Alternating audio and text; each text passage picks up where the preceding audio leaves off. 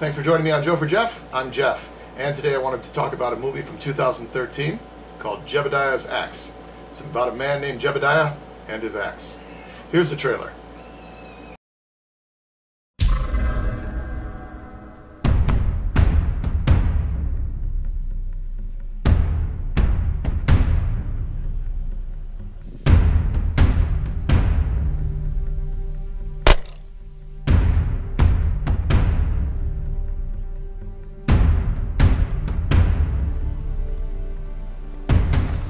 What do you want?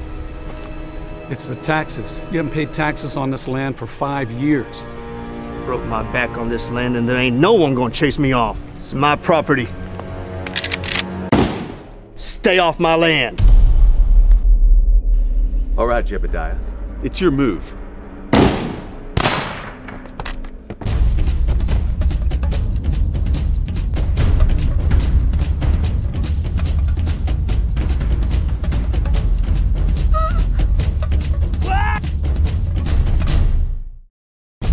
No, Jebidiah! Don't!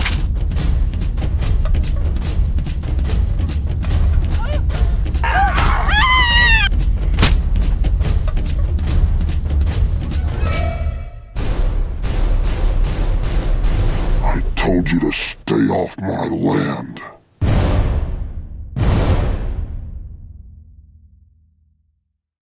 So Jebidiah's Axe is about a man named Jebidiah and his axe.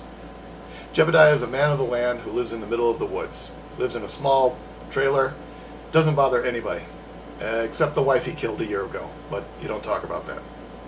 Anyway, two tax collectors come up to his property telling him they're going to foreclose because he hasn't paid the taxes. He promptly whips out a shotgun and kills one of them, and then lets the other guy leave. Well, he runs away. But anyway, he returns with the sheriff after a brief shootout. Jebidiah lays dead. Now, for some strange reason, they don't call the coroner and report him as dead, even though they were totally justified in shooting him. They decided it would be a really great idea to bury Jebidiah in about 3 inches of dirt on the land and claim he disappeared.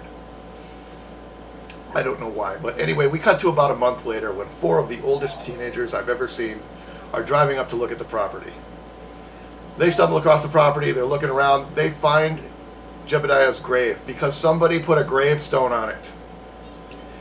Here's a hint: if you're hiding a body, don't put a gravestone up. Pretty easy way to find it.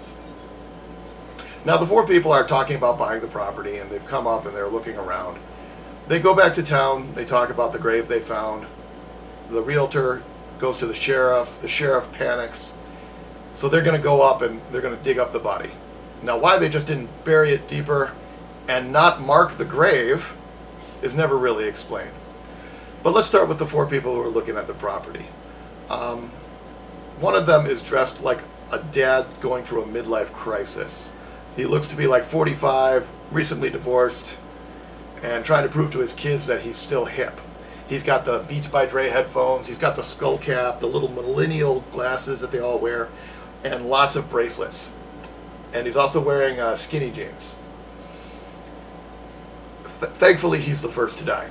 His girlfriend looks about 40, with about too much plastic surgery.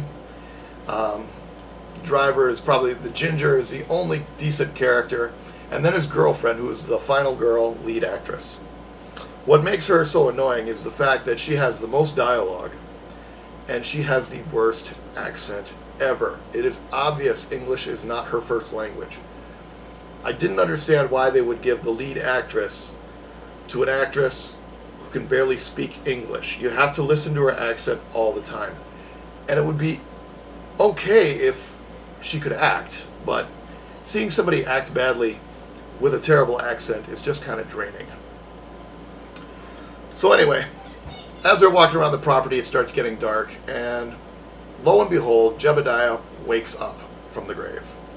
It's never really explained why, but apparently he doesn't like trespassers. So he goes to his shed, grabs his trusty axe, and makes short work of everybody, except one of the girls. He chases her, but she gets away with the sheriff and the other tax collector. They go back to his house for some strange reason. I'm not going to ruin much of this story, it barely clocks in at an hour and 15 minutes, so it's not a very long movie. The special effects are decent. The story is kind of serviceable. I mean, the undead rise from the grave to kill trespassers. Hey, slasher movie, perfect. The problems are, while it's filmed nicely, the acting isn't very good. The story has some problems. And it's filled with a bunch of what the fuck moments, where characters do things that they're not supposed to do. Characters are introduced just to be killed off a few seconds later. And while I did appreciate the ending, in the end I'm just looking at it going, wow, this made no sense. So is it worth about an hour and 15 minutes of your time? Well, if you like bad movies, yeah, there's a lot to like about it, and there's a lot to make fun of. And while I didn't find everything perfect, I think the good outweighs the bad for the most part. So if you have Amazon Video included with Prime, I definitely check this movie out. I would give it probably 2.5 stars out of 5. So would I recommend the movie? Barely, but yeah, it's worth a watch. I mean, it's an hour and 15 minutes you'll never get back, but it was a lot of fun too. It's one of those so bad it's good movies. I'd really check it out. So if you have Amazon Prime, give it a look. Anyway, thanks for watching, and if you like this video, please leave a like on the subscribe button, and I'll catch you next time.